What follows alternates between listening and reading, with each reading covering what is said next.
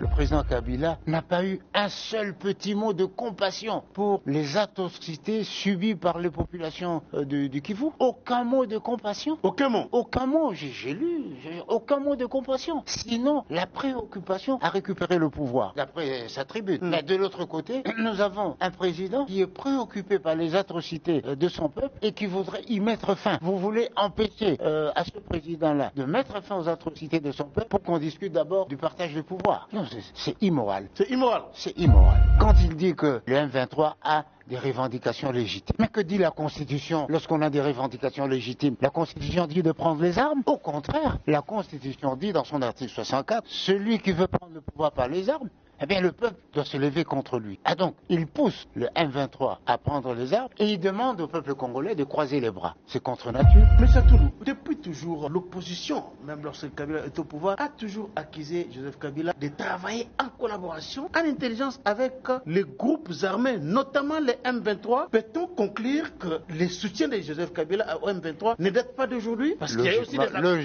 Logiquement, c'est le temps qui nous révèle les liens profonds qu'il y a entre le président Kabila et le M23. Et il a dit dans sa tribune. Le président Tshisekedi a clairement que l'AFC c'est Kabila. Est-ce qu'au regard de cette sortie médiatique de l'ancien président, pouvez-vous confirmer aussi à votre manière que le président avait raison de dire ce qu'il avait dit? Je constate que le président Tshisekedi avait raison et qu'il y a des connexions sérieuses entre le président, son prédécesseur, et l'AFC et le M23. Mais on fait de l'analyse géopolitique. Il faut le savoir. Il ne faut pas se cacher la vérité. Ni par pudeur, ni par respect humain. La vérité, c'est que l'AFC, le M23 et tous ceux qui le soutiennent œuvrent sous la responsabilité de Kagame et du Rwanda. Les autres qui veulent reconquérir l'indépendance de la République œuvrent sous la houlette du président Tshisekedi. Alors, nous nous trouvons entre le camp de la patrie et le camp des Ganelons. Il faut choisir. Le camp du partage du pouvoir auquel vous faites allusion, incarné par Joseph Kabila, dans son discours, Kabila n'a pas parlé du partage du pouvoir, M. Atondo. Il a parlé des revendications légitimes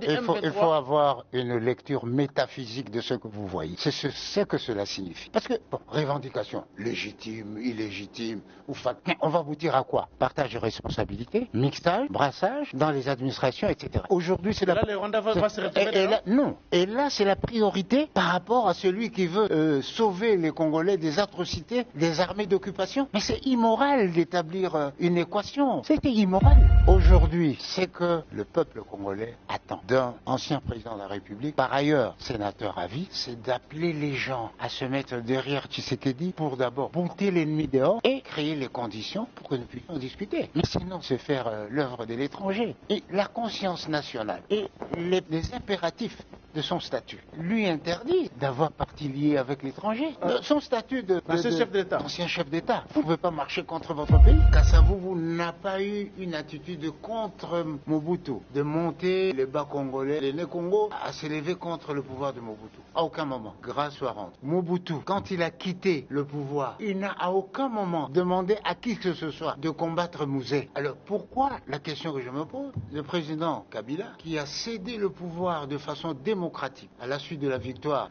du président Tshisekedi, pourquoi n'attend-il pas la fin du mandat du président de la République pour se remettre dans le jeu? Pourquoi veut-il remplacer un pouvoir démocratique par un pouvoir despotique?